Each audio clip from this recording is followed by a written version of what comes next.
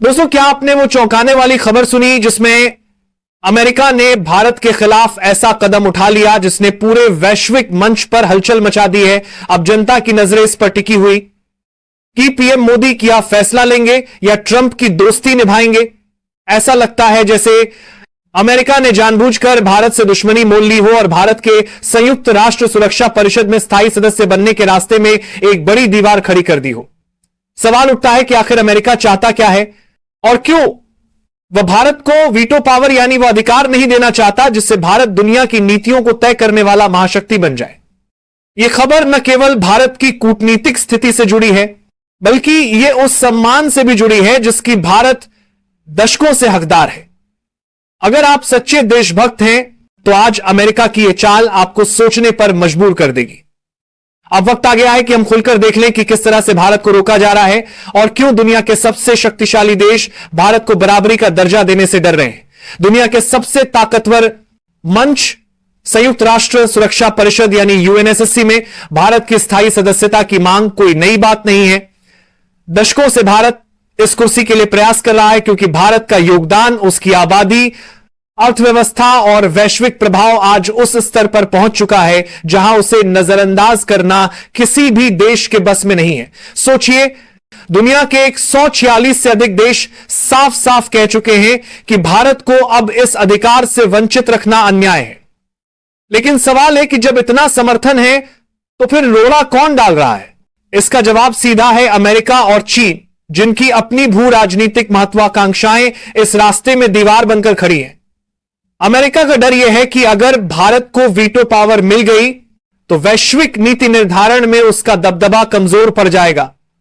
आज अमेरिका जो चाहता है वही नियम बनते हैं, लेकिन भारत के वीटो के साथ ही एक तरफा ताकत खत्म हो जाएगी। यही वजह है कि अमेरिका हर बार भारत की स्थायी सदस्यता के प्रस्ताव को टाल देता है या उसे ठंडे बस्ते में डाल देता है। अब बात करें चीन की। चीन तो खुले तौर पर भारत के खिलाफ है। एशिया में भारत की बढ़ती ताकत और प्रभाव चीन के लिए एक राजनीतिक चुनौती बन चुका है। चीन नहीं चाहता कि भारत को न केवल स्थायी सदस्यता मिले बल्कि वीटो अधिकार भी हासिल हो, क्योंकि ऐसा होने पर एशिया में उसकी बादशाहत खत्म हो जाएगी। और यही वजह है कि जब भी संयुक्त राष्ट्र में सुधार की बात होती है, चीन या तो विरोध करता है या स्पष्ट बयान देकर मामला लटका देता है। अब सोचिए, 146 देश भारत के पक्ष में हैं, फिर भी सिर्फ एक या दो देशों का विरोध पूरी प्रक्रिया को रोक देता है। यही वीटो पावर की असली ताकत है। भारत इसीलिए कहता है कि यह अधिकार न्याय का नहीं बल्कि असमानता का प्रतीक बन गया है। आज भारत की आवाज हर अंतर्राष्ट्रीय मंच पर गूंजती है, चाहे G20 की अध्यक्षता हो, शांति मिशन हो या वैश्विक महामारी के समय सहायता देने की बात। भारत हर बार जिम्मेदारी से आगे बढ़ा है।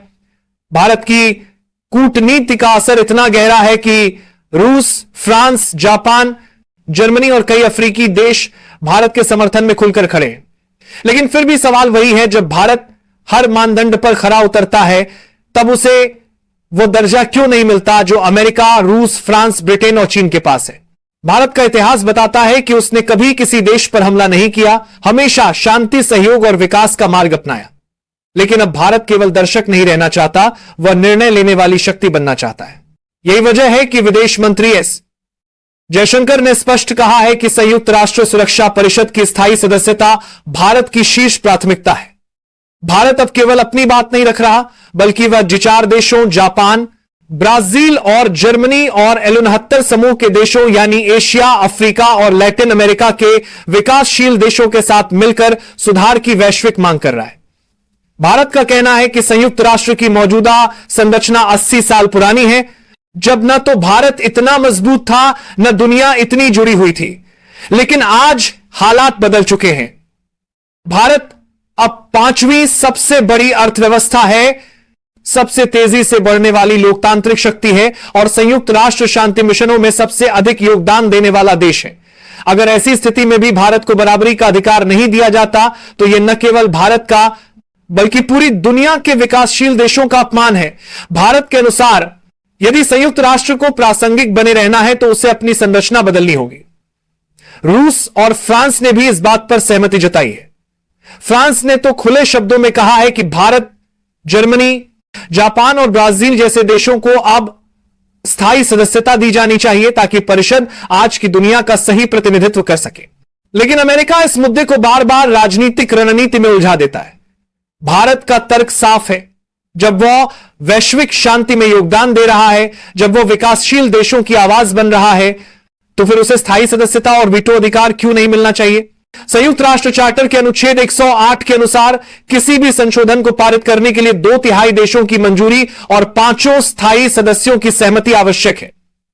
यानी अगर सिर्फ एक देश भी विरोध करता है तो पूरा प्रस्ताव रद्द हो जाता है।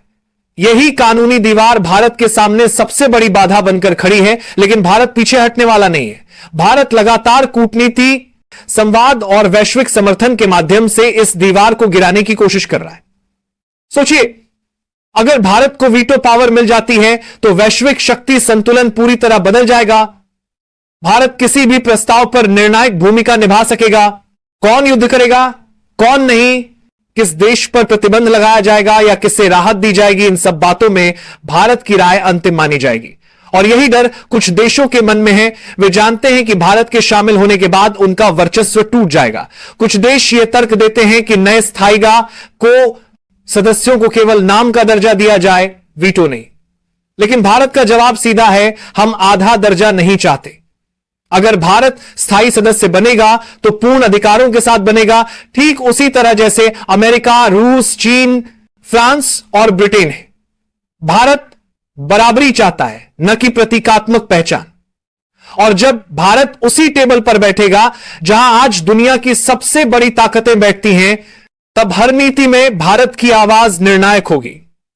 यही वह भविष्य है जिससे कुछ देश डर रहे हैं, क्योंकि तब दुनिया में शक्ति का संतुलन हमेशा के लिए बदल जाएगा। भारत की यह लड़ाई केवल सीट पाने की नहीं, बल्कि सम्मान और समानता की लड़ाई है। भारत ने हमेशा कहा है कि दुनिया को बांटने नहीं, जोड़ने की जरूरत है। उसने कभी किसी पर हमला नहीं किया, लेकिन हमेशा शांति और सहयोग के लिए आगे आया। फिर भी जब बराबरी का अधिकार नहीं दिया जाता तो यह सवाल उठना स्वाभाविक है, आखिर भारत से यह भेदभाव क्यों? यही वो संघर्ष है जिसने भारत को और अधिक दृढ़ बना दिया है।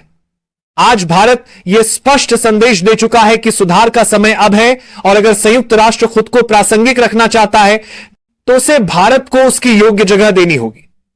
विशेषज्ञों का कहना है कि आने वाले दशक में भारत का प्रभाव इतना गहरा होगा कि संयुक्त राष्ट्र सुरक्षा परिषद के चेहरे पर भारत की छाप साफ दिखाई देगी। रूस, फ्रांस और कई अन्य देश पहले से भारत के साथ हैं।